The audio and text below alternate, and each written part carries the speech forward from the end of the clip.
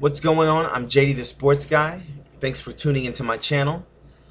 You can follow me on Twitter and Facebook.com/JD the Sports Guy. You can also hit me up with any questions that you might have, or if you have a debate or subject you want me to break down in the sports world at jdthesportsguy.com at Yahoo. I'm sorry, at jdthesportsguy at yahoo.com. I want to say thank you for the couple of subscribers that I've gotten already. Today I'm going to be talking about Dwight Howard and what I think about the situation and how I think it's going to pan out and when I think it's going to end. I'll start with what I would like to see. First off, I'll say this. There is no equal value for a player like Dwight Howard. He's the best player at his position, and there's nothing that you can get in return that's going to even equal to what you're going to get back. I would love to see for the Orlando Magic to just commit actually to being bad instead of trying to get the best deal that they can get, as far as, you know, wanting to get equal value like a superstar for a superstar, or, you know, try and trade for 20,000 draft picks and, you know, everybody's third bench and their basketball playing nephew. What I actually think is that Orlando Magic should just commit to being bad because they have a good history in making draft picks. They draft really well. The first they got Shaquille O'Neal, and then they got Dwight Howard. So they know how to draft. They know what they're doing. They have a good front office. I think they should just commit to being bad and make a deal with some team to get this decision over with as fast as possible, because they definitely do not want to go into this next season with Dwight Howard still on the bench. What I would love to see happen is I would love for them to trade Dwight Howard to the Los Angeles Lakers for Andrew Bynum straight up. Even though that's not an equal value deal, it's still probably the best deal that you're gonna get, because Andrew Bynum is the second best big man in the game.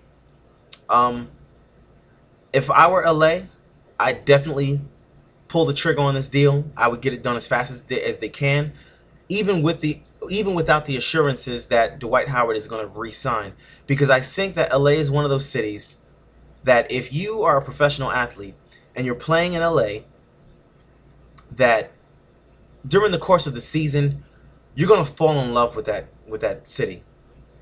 They have a strong organization. They know how to win. The organization itself, I mean, forget the teams. The organization itself is a winning organization. All they do is win championships.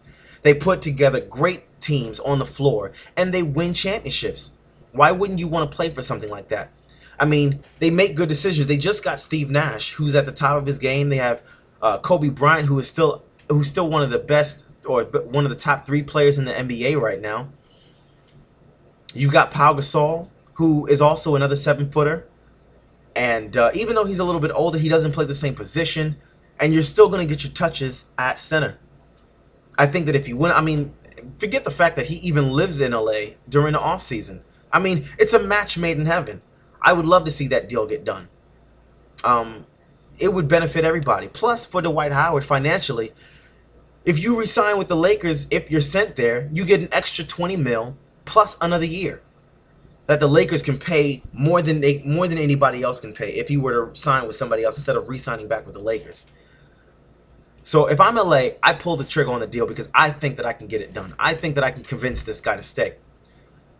I don't think Dwight Howard is going to Houston. There's nobody in Houston for him to play with except for Jeremy Lin. And I think that Houston has become Jeremy Lin's team. We're going to see how good of a player that guy can be. But like I said, there's nobody out there in Houston for him to play with. And I honestly think that it's just a Texas version of the Orlando Magic. You be trading the situations for the same situations essentially. And I think that when you want to trade or when you do free agency, it's to get into a better position to hopefully win a championship. I think that's the whole reason why players want to get out and go someplace else, so that they can have a better opportunity at winning a championship. I don't think historically the Houston Rockets are that kind of franchise. I think they've only got 2 titles thanks to Hakeem Olajuwon, but they're not the franchise that's going to win multiple times. They haven't won since Hakeem Olajuwon, and they only won when they had him. What I actually think is that superstars eventually get what they want, and Dwight Howard is a superstar. I'll take Melo for instance.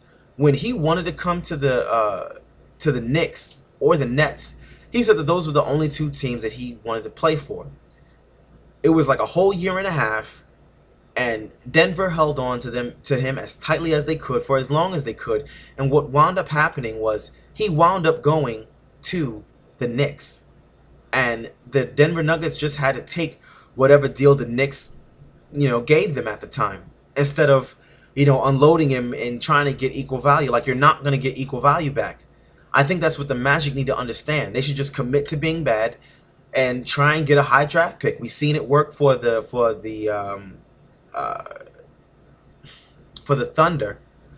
We've even seen it work for the Chicago Bulls. I mean, heck, and it even worked in 2003 for the Miami Heat when they drafted Dwayne Wade. So that is not a bad plan, to commit to being bad. Not like you're going to tank games, but if you don't have a superstar or a good team, you don't need to try and make the playoffs. Just commit to being bad and get a high draft pick. It works. We've seen it work. What I think is going to happen is Dwight Howard is actually going to wind up remaining an Orlando Magic going into this next season, because, like I said, I think that Orlando is asking too much in return for this guy. And they're not going to get it. They're not going to get it back. I think that what's going to happen is they're going to have to deal with the Nets. As soon as the Lakers get tired of Orlando's indecision, or as soon as Houston gets tired of Orlando's indecision and them trying to get 15 teams involved just to send this guy away, just so they can try to, get back to the place that they were, like, they should just give it up. Just give it up. Get rid of this guy. It's almost a cancer to the organization. People have Dwight Howard fatigue. Even I have Dwight Howard fatigue. But I figured that I better put my piece out there before I get sick of hearing it, because I'm already there. But I think, like I said, what's going to happen is Dwight Howard is going to remain he's going to remain a Magic. And then the Nets are going to finally get back into the deal. And they're going to be forced to deal with the Nets. And the Nets are just going to send them whatever pieces that they want to send them, just because they're going to hold all the power. The Nets would in that instant. What happens is when you hold on to a player who doesn't want to be with you and you're going to lose him in free agency, you lose all the power in trades. And then you look like a horrible franchise for not trading him when you should have traded him and letting him walk for nothing. And like I said, I think that that's what's going to happen. I hope I'm wrong. I hope that the deal gets done to LA and he's gone and it's vamos and he's out there in LA and he's Hollywooding it up, and he does a couple of does a couple of bad movies, and he puts out a rap album. It's like some other famous LA center. I hope that's what happens.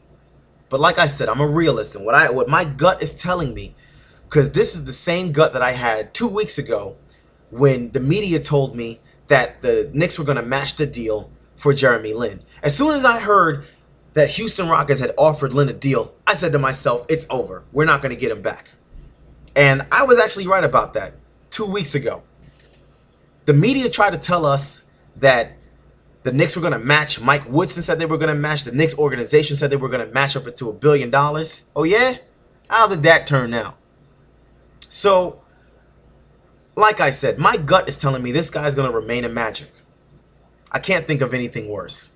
So, I hope I'm wrong, but I think what's going to happen is eventually they're going to hold on to this guy and he's going to be sent to the Nets at the trade deadline, getting back an even worse deal than they would have had if they would have just traded this guy out. That's what I think. Don't shoot the messenger. But if you got any comments, you want to leave something down at the bottom. Tell me what you think about the deal.